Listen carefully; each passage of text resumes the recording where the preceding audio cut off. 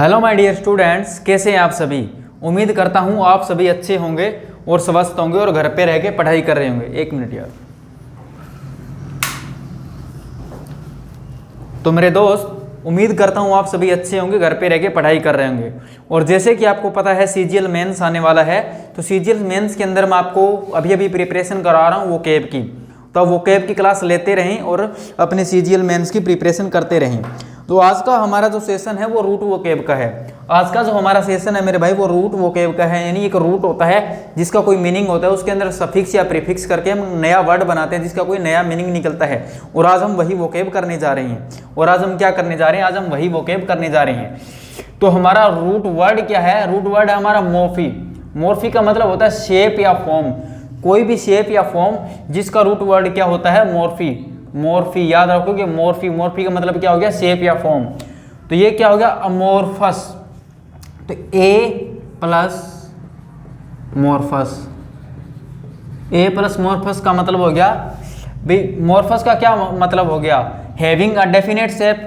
Having a definite shape, लेकिन यहाँ पे ए लग गया। ए चीजों को क्या करता है? ए चीजों को नेगेटिव कर देता है। ए चीजों को क्या कर देता है? नेगेटिव कर देता है। तो मोर्फस का तो मतलब हो गया हैविंग अ डेफिनेट शेप। एक मोर्फस का मीनिंग आप यहाँ पे लिख लोगे, हैविंग अ डेफिनेट शेप। भी एक वोकैब आपकी यहीं पे तैयार होगी। हैविंग अ डेफिनेट शेप का मतलब क्या हो गया? मोर्फस। लेकिन अमोर्फस क्या हो गया? Not having a definite shape. भी अगर किसी चीज की डेफिनेट शेप ना हो तो उसको क्या बोला जाएगा? अमोर्फस बोला जाएगा। अमोर्फस बोला जाएगा। मोर्फस क्या हो गया? हैविंग अ डेफिनेट शेप, यानी किसी चीज की अगर डेफिनेट शेप हो तो क्या बोलोगे? मोर्फस। और अगर किसी चीज की डेफिनेट शेप ना हो, अगर किसी चीज की डेफिनेट शेप ना हो तो क्या बोला जाएगा? अमोर्फस बोला जाएगा। उसको अमोर्फस बोला जाएगा। समझ गए इस वर्ड को? दूसरा वर्ड है मेरे बच्चे मॉर्फोलॉजी। मॉर्फोलॉजी, मॉर्फी आपको पता है, मॉर्फो आपको पता है शेप से रिलेट किया जाता है। शेप से रिलेट किया जाता है। प्लस लजी, लजी रिलेट किया जाता है स्टडी से। स्टडी से लजी किससे रिलेट किया जाता है? स्टडी से। स्टडी से तो क्या करोगे? स्टडी ऑफ, मीनिंग क्या हुआ? मीनिंग हुआ मेरे बच्चे, एक मिनट भाई, मीनिंग हुआ स्टडी ऑफ शेप और फिगर। यानी किसी चीज़ की फिगर या शेप की स्टडी करना, किसी चीज़ की फिगर, शेप की, स्ट्रक्चर की कह सकता हूँ, फॉर्म की, शेप की, फिगर की, स्ट्रक्चर की या फॉर्म की जो स्टडी होती है उसको क्या बोला जाता है? मॉर्फोलॉजी। मॉर्फोलॉजी क्या हो गया? मॉर्फी को किससे रिलेट किया हमने? शेप से। और लॉजी को किससे रिलेट किया? स्टडी से। तो क्या मीनिंग हुआ? स्टडी ऑफ शेप और फिगर, स्ट्रक्चर और फॉर्म। स्टडी ऑफ शेप और फिगर, स्ट्रक्चर और फॉर्म। समझ गए? तीसरा है जियोमॉर्फोलॉजी। जियो को रिलेट किया जाता है अर्थ से। जियो को रिलेट किया जाता है अर्थ से। मॉर्फी को रिलेट किया जाता है, मॉर्फी को रिलेट किया जाता है शेप से, शेप से। और लजी को रिलेट किया जाता है स्टडी से। लजी को रिलेट किया जाता है स्टडी से। तो जोड़ लो तीनों को ऐड ऑन करके क्या बनेगा? Study of shape of the earth. Study of shape of the earth, यानी अर्थ की शेप की स्टडी करना क्या कहलाता है? जियोमॉर्फोलॉजी। जब आप ज्योग्राफी पढ़ते हो तब आप इस वर्ड का जिक्र सुनते हो। जब आप क्या पढ़ते हो? जब मेरे बच्चे आप ज्योग्राफी पढ़ते हो तब आप इस वर्ड का जिक्र सुनते हो। नेक्स्ट आ गया एंथ्रोपोमॉर्फिक। एंथ्रोपोमॉर्फिक, अब एंथ्रोपो को किससे रिलेट किया जाएगा? एंथ्रोपो को रिलेट किया जाता है एंथ्रोपोज।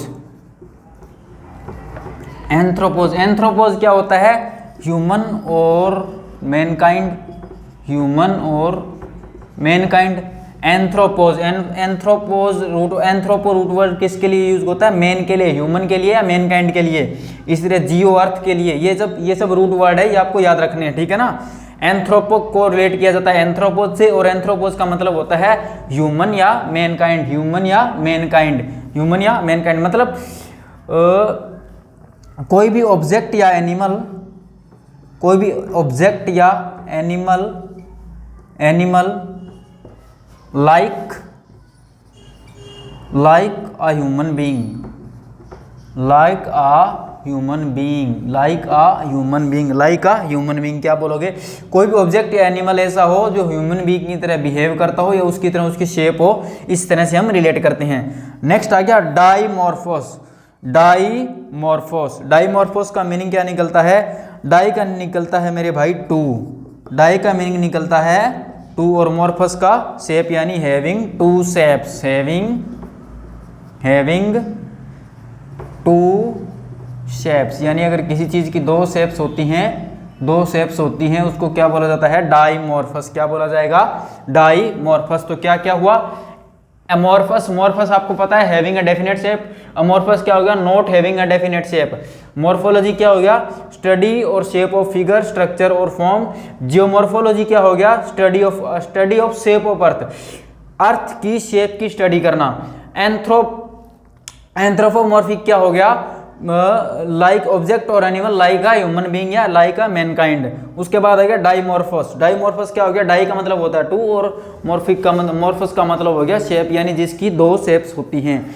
जिस चीज की या जिसकी भी दो शेप होंगी उसके लिए क्या यूज करेंगे? डाईमॉर्फस। इनको कॉपी करो 1 मिनट में, तब तक हम नेक्स्ट करेंगे उसके बाद।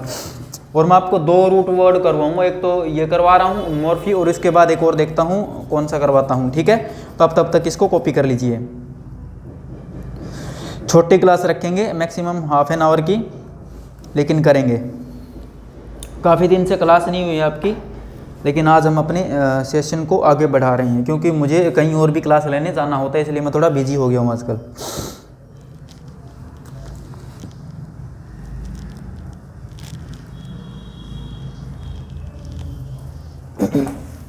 आई होप आपका कॉपी हो गया होगा।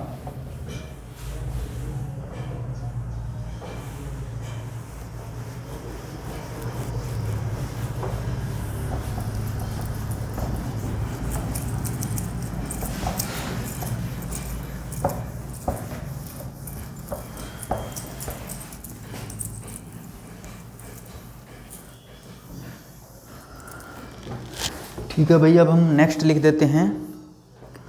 डाईमॉर्फस तो हो गया ना। मोनोमॉर्फिक, नेक्स्ट है मोनोमॉर्फिक। मोनोमॉर्फिक के बाद आ गया आपका अगला प्लियोमॉर्फिक।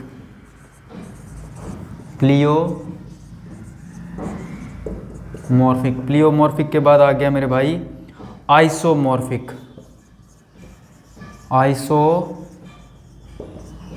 आइसोमॉर्फिक के बाद आ गया ऑटोमॉर्फिज्म।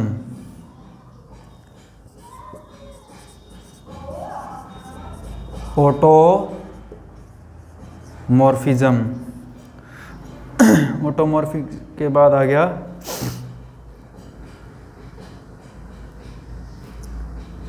मेटामॉर्फोसिस।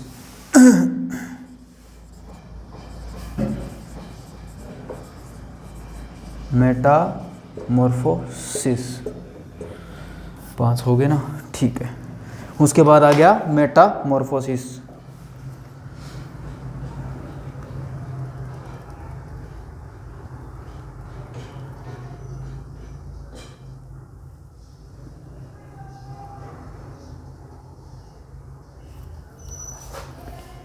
ठीक है भाई। मोनो को रिलेट किया जाता है सिंगल से। मोनो को रिलेट किया जाता है सिंगल से, तो क्या लिखोगे? हैविंग आ सिंगल शेप। अगर किसी की सिंगल शेप या सिंगल फॉर्म हो तो उसके लिए क्या यूज करते हो? मोनोमॉर्फिक। प्लियो को रिलेट किया जाता है मेनी और मोर। तो क्या बोल सकते हो? हैविंग मेनी शेप्स और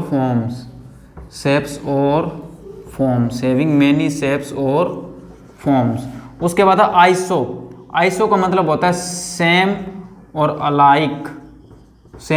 इसी के लिए आइसो की जगह हम एक होमो वर्ड भी यूज करते हैं आइसो की तरह।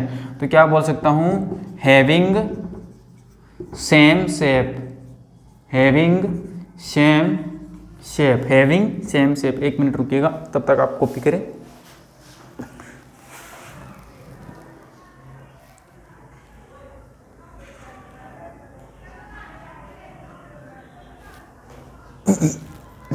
इसका मीनिंग होता है, मैं पहले लिख देता हूँ फिर आपको समझाता हूँ।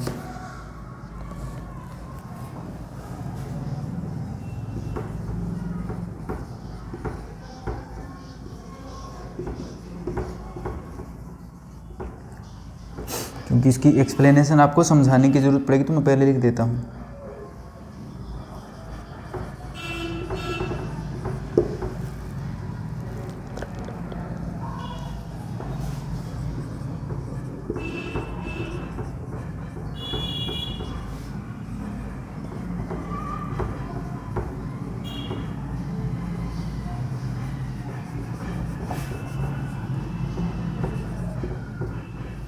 एज वन सेल्फ और मेटामॉर्फस तो मैं यूज़ कर ये समझा ही दूंगा आपको, ठीक है भाई, ठीक है। अच्छा ये उठा लिया गया, तो ये क्या हो गया, ऑटोमॉर्फिज्म। ऑटोमॉर्फिज्म क्या हो गया, एज एन एडजेक्टिव यूज किया जाता है, the practice of seeing others as having characteristics as oneself. मतलब आप क्या करते हैं कि आप एक प्रैक्टिस करते हैं। प्रैक्टिस किस तरह की करते हैं, जब कोई मान के चलो आप किस तरह की प्रैक्टिस कर रहे हैं, जैसे आपके सामने कोई बंदा बैठा है जो बहुत इंटेलिजेंट है, बहुत इंटेलिजेंट है, और आप उसके जैसी प्रैक्टिस करना चाहते हैं कि यार मेरे को भी ऐसा ही बनना है, तो आप उसके जैसे दिखने की, उसके जैसी कैरेक्टरिस्टिक्स लाने की जो प्रैक्टिस करते हैं उसी को क्या बोला जाता है, ऑटोमॉर्फिज्म। समझ गए ना, the practice of seeing others, the practice of seeing others as having characteristics as oneself. मतलब ऐसी प्रैक्टिस करना कि आप उसके जैसे दिखें, आप उसके जैसे शो हों, इस तरह की प्रैक्टिस करना।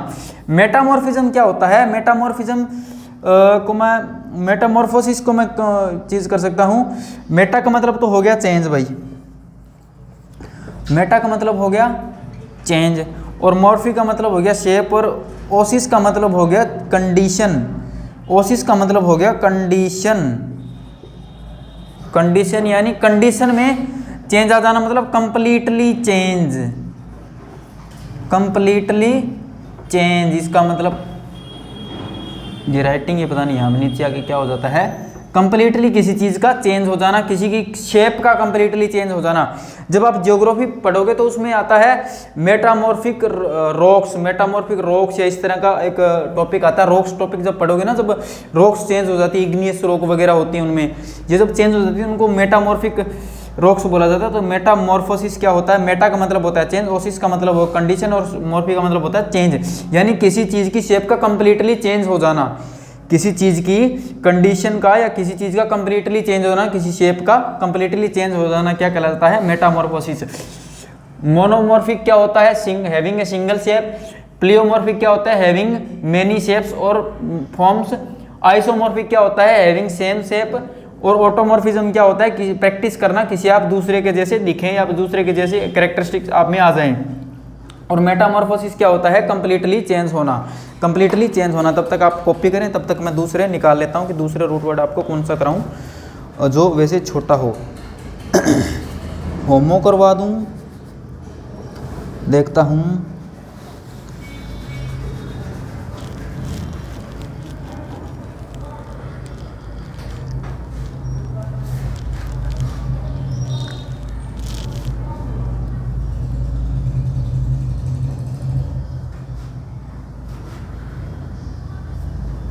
चलो होमो करवा देता हूँ ना,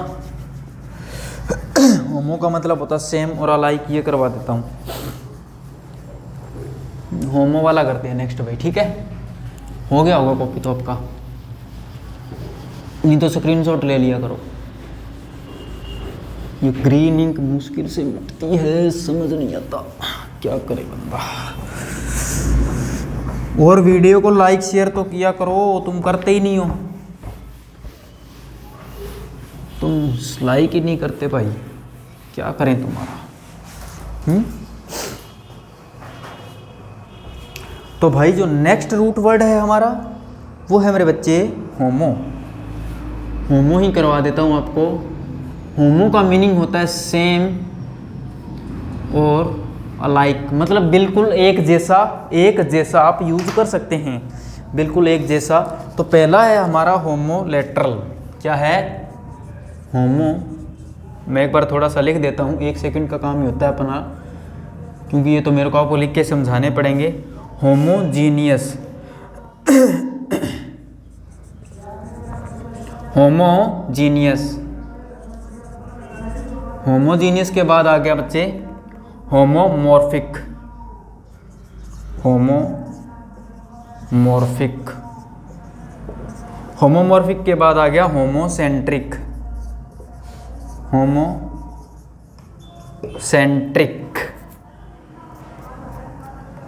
और उसके बाद आ गया होमोग्लोट, होमोग्लोट। ये आपके इतने वर्ड हो गए, ठीक है। ये मतलब लगभग एज एन एडजेक्टिव यूज किया जाते हैं।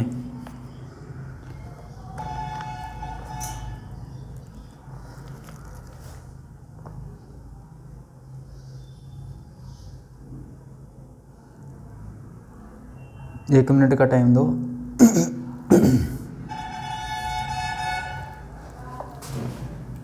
ठीक है भाई, अब बात करते हैं होमोग्लोट की। होमो का मीनिंग आपको बता दिया मैंने, सेम और अलाइक। लेकिन लेटरल क्या होता है? लेटरल को बोल सकता हूं पार्टनिंग असाइड,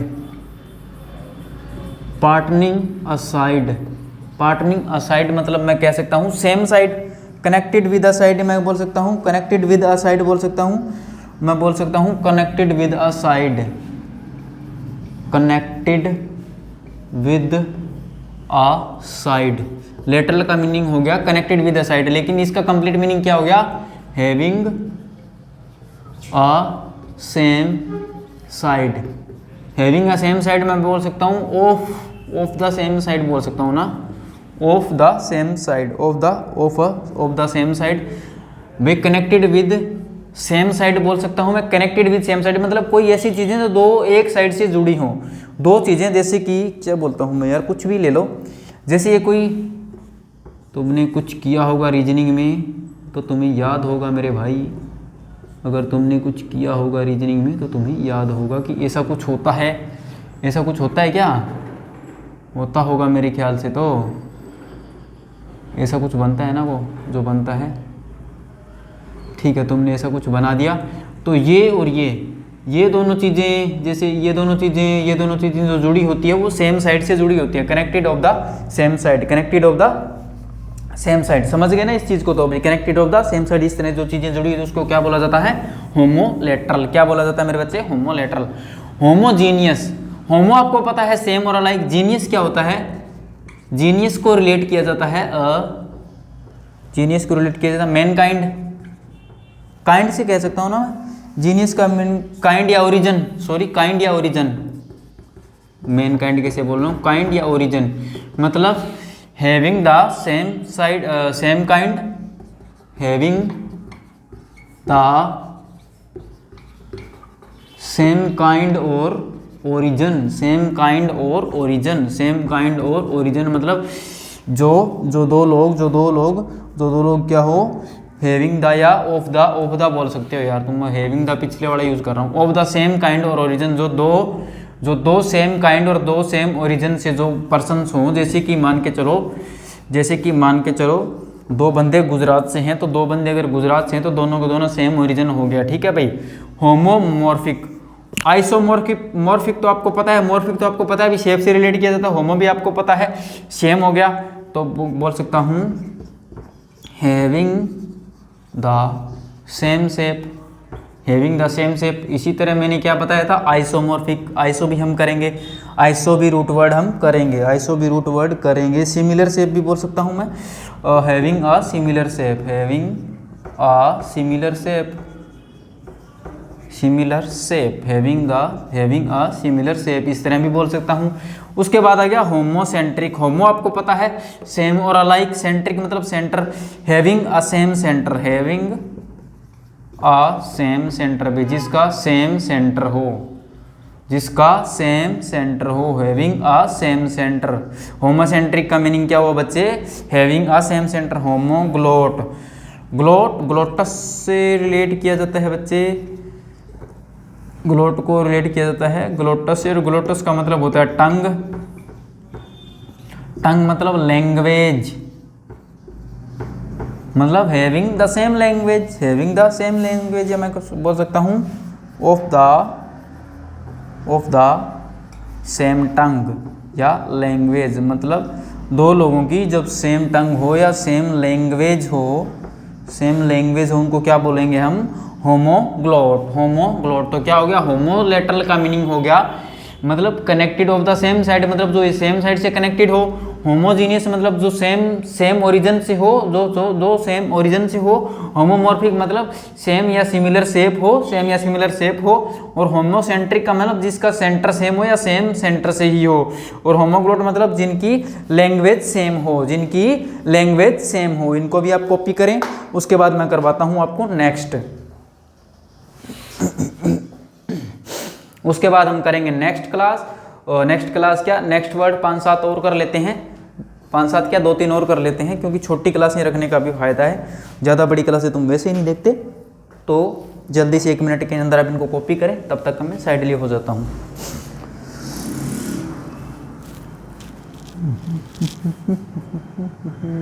अच्छा नहीं, कोई बात नहीं, यहाँ पे लिख लेना ना तुम, ऑफ द सेम लैंग्वेज, इस तरह तुम यूज कर सकते हो लास्ट में, बिल्कुल ऑफ द सेम लैंग्वेज। अगर नहीं दिख रहा है तो कोई दिक्कत नहीं। ऑफ द सेम लैंग्वेज लिख लो। ऑफ द सेम लैंग्वेज मतलब ग्लोटस को रिलेट किया जाता है टंग से या लैंग्वेज से। Of the same language.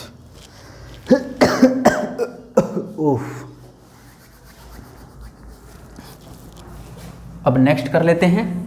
और नेक्स्ट क्या हो गए, और नेक्स्ट 4-5 वर्ड और करवाता हूँ होमो से ही रिलेटेड। उसके बाद जो नेक्स्ट सेशन रहेगा वो आपका इडियम्स का रहेगा। उम्मीद करता हूँ कल ही हो और या 2-3 दिन बाद होगा, लेकिन वो जो भी होगा इडियम्स का या फ्रेजल, मैं सोचता हूँ फ्रेजल वर्ब्स या इडियम्स करवा देता हूँ, क्योंकि फ्रेजल वर्ब्स में तुम लोग बहुत ज़्यादा फंसने लगे हो भाई। फ्रेजल वर्ब्स करवानी ज़रूरी हो चुकी है। मैंने एक दिन क्विज डाल के देख लिया था इंस्टाग्राम पे, क्या हाल है तुम्हारे भाई, है ना, बहुत ही बुरे हाल हैं तुम्हारे। होमोक्रोमेटिक बहुत बुरे हाल है भाई तुम्हारे, सच में बहुत बुरे हाल है, सच में बता रहा हूँ। मोनोक्रोमेटिक। इसी के साथ तुम एक मोनोक्रोमेटिक भी कर लो।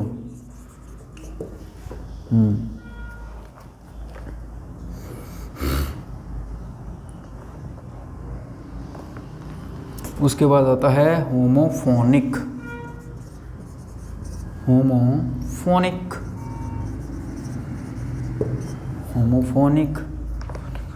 और होमोबैरिक।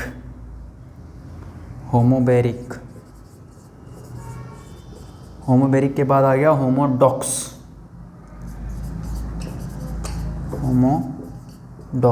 ये हमारे 5 वर्ड और कर लेते हैं। और उसके बाद हम बात करेंगे, ठीक है भाई।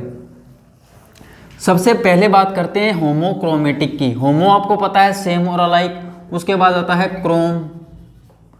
क्रोम को रिलेट किया जाता है कलर से। तो मैं क्या बोल सकता हूं, ऑफ द सेम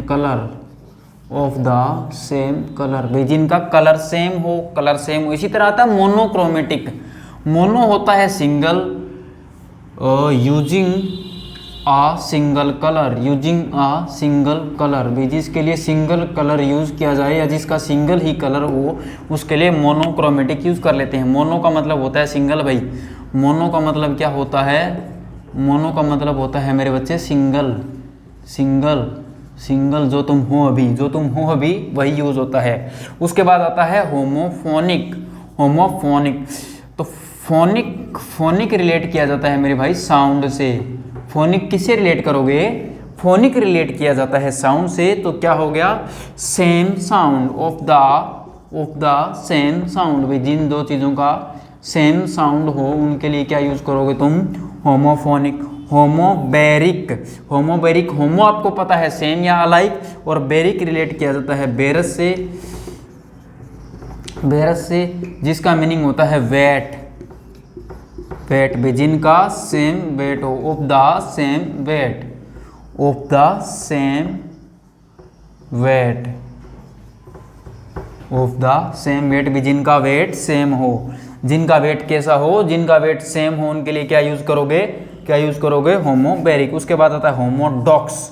होमो का मतलब होता है सेम और अलग, डॉक्स का मीनिंग होता है आइडिया और ओपिनियन, आइडिया और ओपिनियन, आइडिया और ओपिनियन मतलब ऐसा पर्सन है of the same ideas, of the same ideas, जिसके आइडियाज सेम हो, ऐसे पर्सन जिनके आइडियाज सेम हो उनको बोलते हैं हम होमोडॉक्स। तो होमोक्रोमेटिक मतलब क्रोम को रिलेट किया जाता है कलर से, ऑफ द सेम कलर, जिनका कलर सेम हो। मोनोक्रोमेटिक मतलब यूजिंग सिंगल कलर, मोनो का मतलब सिंगल होता है, ठीक है, जो तुम हो मैंने बता चुका हूँ। और होमोफोनिक, फोनिक को रिलेट किया जाता है साउंड से, मतलब जिनका सेम साउंड हो, of the same sound. Homobaric, baric, बेरस, बेरस को रिलेट किया जाता है वेट से, जिनका वेट सेम हो। और होमोडॉक्स, डॉक्स को रिलेट किया जाता है आइडिया और ओपिनियन से, मतलब ऑफ द सेम आइडिया, जिनके सेम आइडिया और ओपिनियन हो उनको क्या बोला जाता है, होमोडॉक्स बोला जाता है। तो मेरे दोस्त, मेरे भाई, आज की जो क्लास थी वो वोकेब की थी, और वोकेब कौन सी थी, रूट वोकेब। सबसे पहले हमने किया मॉर्फी, जिसका मतलब था शेप या फॉर्म, और दूसरा किया हमने होमो का मतलब था सेम और अलाइक। ये हमने कुछ रूट वर्ड्स किए हैं। इनके बाद मैं बात करूं भाई, जो अगली क्लास आएगी वो हो सकता है इडियम्स की है या फिर फ्रेजल वर्ब्स की है। तो आपने क्या करना है, आपने क्या करना है, क्लास को अच्छे से रिवाइज करना है, पढ़ना है, चैनल को सब्सक्राइब करना है, ज़्यादा से ज़्यादा दोस्तों के पास शेयर करना है, ताकि हम पढ़ने वाले बच्चों तक पहुंच सकें। तो मेरे दोस्त मेरे को इंस्टाग्राम से ज़रूर फॉलो करें, इंस्टाग्राम का लिंक डिस्क्रिप्शन में है। और चैनल को सब्सक्राइब करें, ज़्यादा से ज़्यादा दोस्तों के पास शेयर करें। मिलते हैं नेक्स्ट क्लास में, तब तक के लिए बाय बाय, थैंक यू।